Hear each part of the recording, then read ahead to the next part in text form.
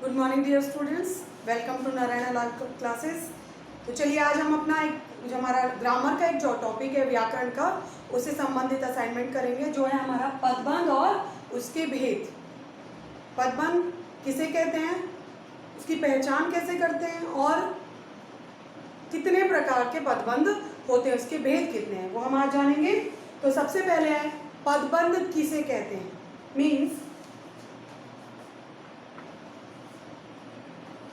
जब एक से अधिक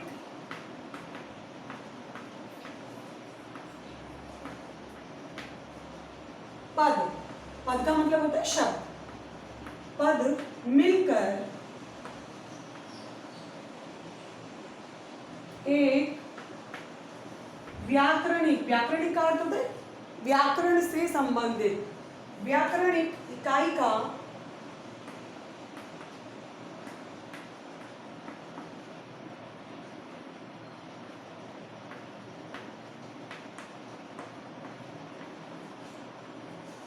काम करते हैं,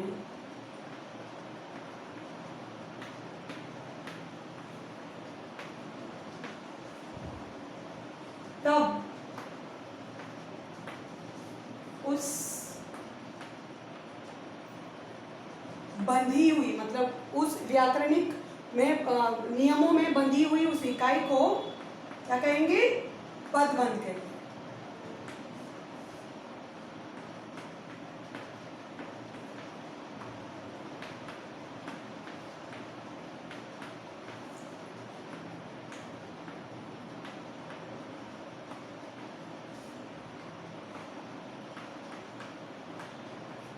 कोई भी शब्द, ऐसा शब्द जिसका कोई ना कोई अर्थ होता है, वर्णों का सार्थक समूह, उसे शब्द कहते हैं। और जब वही शब्द किसी भी वाक्य में प्रयोग होता है तो वो पद बन जाता है।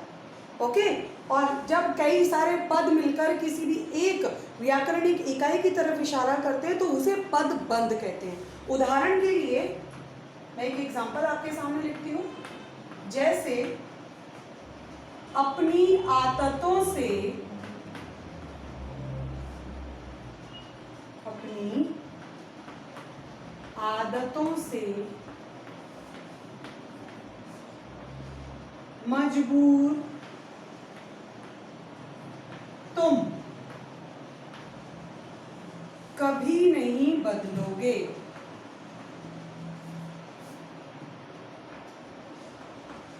कभी नहीं बदलोगे, ये एक उदाहरण मैंने आपके सामने दिया, एक सेंटेंस है, और जिसमें मैं रेखांकित करती हूं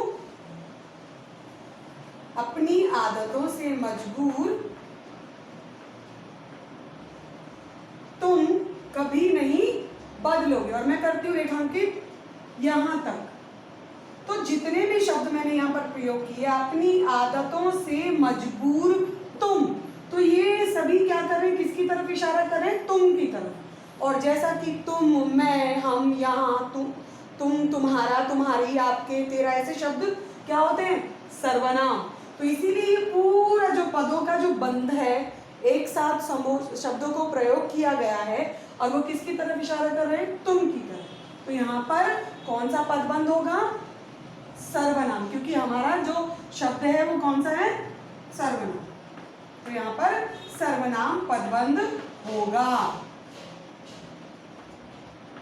जैसा कि अभी इसकी परिभाषा में भी कहा गया है कि जब दो या दो से अधिक पद मिलकर किसी एक व्याकरण की इकाई का काम करते हैं, तो यहाँ पर किस इकाई का काम कर रहे हैं, सर्वनाम नाम की इकाई का काम कर रहे हैं, इसीलिए ये पूरा पदबंध सर्वनाम पदबंध कहलाएगा। इसी प्रकार और भी इसके भेद होते हैं। तो चलिए देखते हैं क्या कितने भेद होते हैं।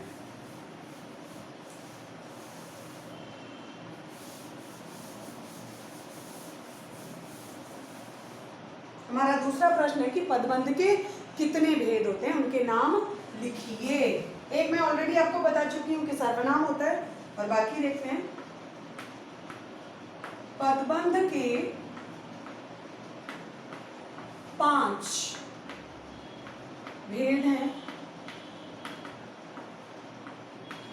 जिनमें पहला है हमारा कौन सा, संज्ञा पदबंध। ओके, जैसे वहां पर सर्वनाम की तरफ इशारा कर रहा था सारे, तो ऐसे ही संज्ञा होगा शब्द तो संज्ञा पदबंध होगा। दूसरा मैंने अभी आपको बताया सर्वनाम पदबंध। ओके, तीसरा है हमारा विशेषण पदबंध।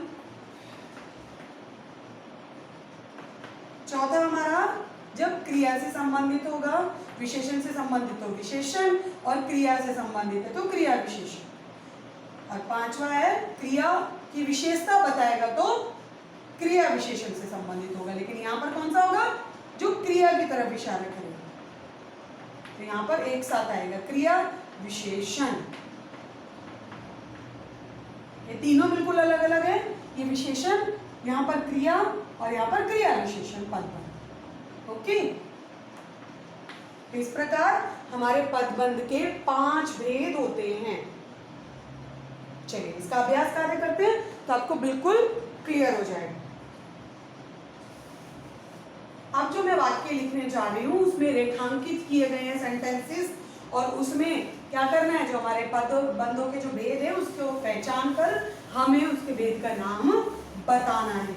ओके, तो हमारे तीसरे प्रश्न में जो सेंटेंस जो वाक्य दे रखा है वो है वाक्य हमारा, आसमान में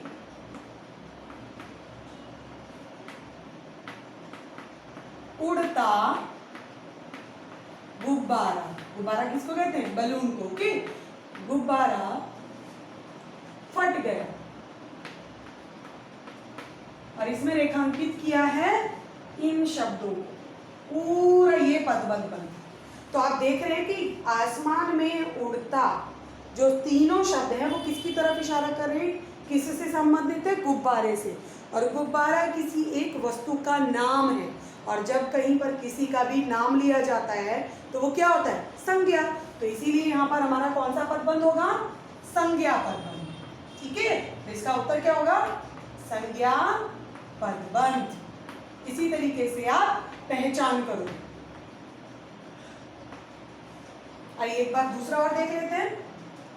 बल्कि प्रश्न नंबर 3 था ये इसमें हमारा, और इसका क्वेश्चन 4 है जिसमें कई और दूसरा वाक्य दे रखा है।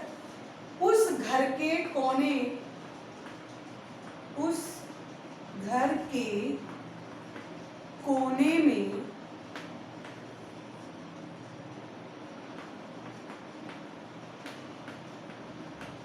बैठा हुआ आदमी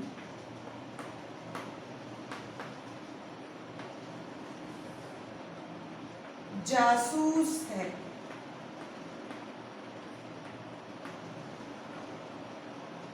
ओके, और यहां पर क्या कर रखा है, इसको रेखांकित किया।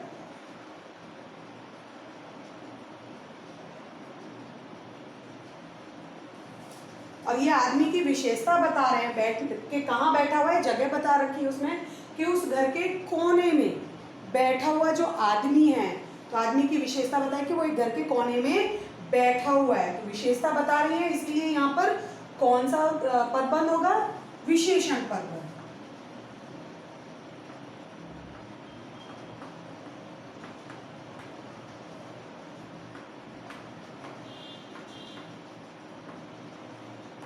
ओके, चलिए अगला देखते हैं।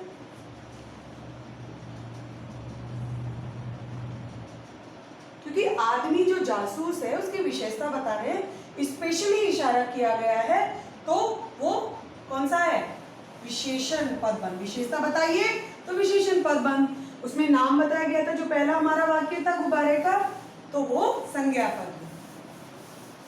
इसी प्रकार हमारा अगला प्रश्न है 5वें में, इसमें भी वाक्य दिया गया। अब दरवाजा खोला जा सकता है। रेखांकित किया है इसमें, खोला जा सकता है। 4 शब्द हैं, और आप देख रहे हैं जैसे कि ये किसी काम के होने के बारे में बता रहे हैं, खोलना, जाना, सकना, होना। तो ये सारे क्रिया से संबंधित शब्द हैं। ओके, तो इसीलिए यहाँ पर कौन सा पदबंध होगा, जैसे मैंने अभी बताया, यस, क्रिया पदबंध, क्रिया से संबंधित, तो क्रिया पदबंध।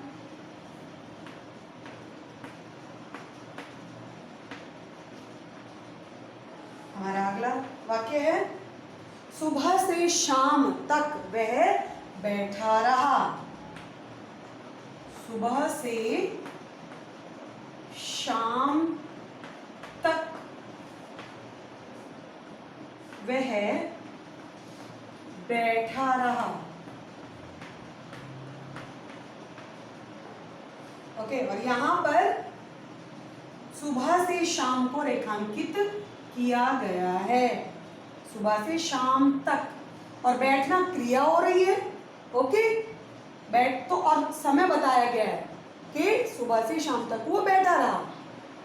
क्रिया की विशेषता बताई गई है, स्थानवाचक, कालवाचक, रीतिवाचक, क्रिया विशेषण के भेद हैं। तो यहाँ पर समय बताया गया है कि वो कब तक बैठा रहा, सुबह से लेकर शाम तक बैठा रहा। तो जो शब्द किसी भी काम की विशेषता बताते हैं उन्हें क्रिया विशेषण कहते हैं। तो यहाँ पर कौन सा पदबंध होगा, क्रिया विशेषण पदबंध।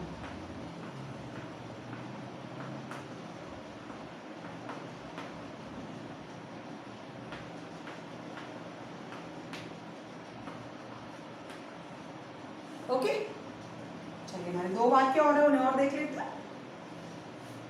आई होप ये सभी को क्लियर हुआ होगा। इसीलिए व्याकरणिक इकाई के बारे में वर्णन किया था हमारी डेफिनेशन में, जिसमें हमें ध्यान रखना है कि आखिर जो शब्द है वो किसी से संबंधित है, संज्ञा से संबंधित है, क्रिया से संबंधित है, या विशेषण से, सर्वनाम से, या क्रिया विशेषण से संबंधित है। तो हमें इस चीज का ध्यान रखना पड़ेगा, तभी हम उसकी पहचान कर पाएंगे। हमारा अगला सेंटेंस है, विरोध करने वालों में से,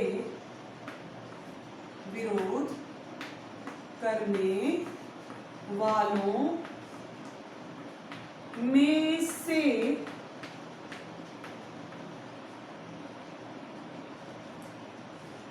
कोई नहीं बोला, कोई नहीं बोला। और यहां पर रेखांकित किया गया है, विरोध करने वालों में से कोई तक। अब कोई शब्द, जैसा कि आप जानते हैं कि ये हमारा, ये भी एक सर्वनाम है, अनिश्चयवाचक सर्वनाम में आता है।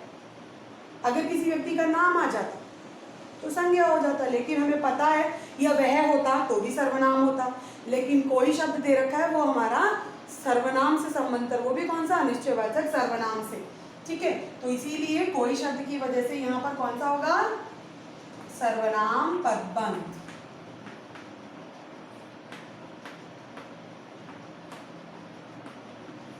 पदबंध को समझने के लिए सबसे ज्यादा जरूरी है कि हमें जो हमारे व्याकरण के जो मेन टॉपिक्स हैं, संज्ञा, सर्वनाम, विशेषण, क्रिया विशेषण आदि, उन सब के बारे में पूरी तरीके से पता होना चाहिए, पहचान होनी चाहिए हमें कि वो कौन से होते हैं, तभी हम पदबंध को बहुत आसानी से कर पाएंगे। हमारा अंतिम जो वाक्य है उसको भी देखते हैं, बरगद और पीपल की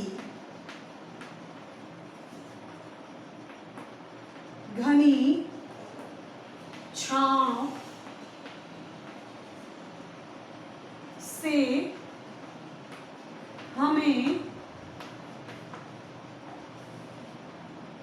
बहुत, बरगद और पीपल की घनी छांव से हमें बहुत सुख मिला। और इसमें रेखांकित किया गया है बरगद और पीपल की घनी छांव को। ओके, और छांव जो है वो क्या है, एक संज्ञा है, एक भाव है जो जिसको यहाँ पर व्यक्त किया है, भाववाचक संज्ञा से संबंधित है।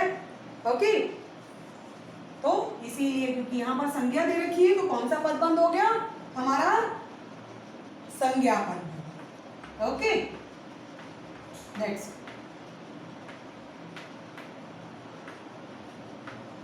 ठीक है, so that's all for today, thank you so much.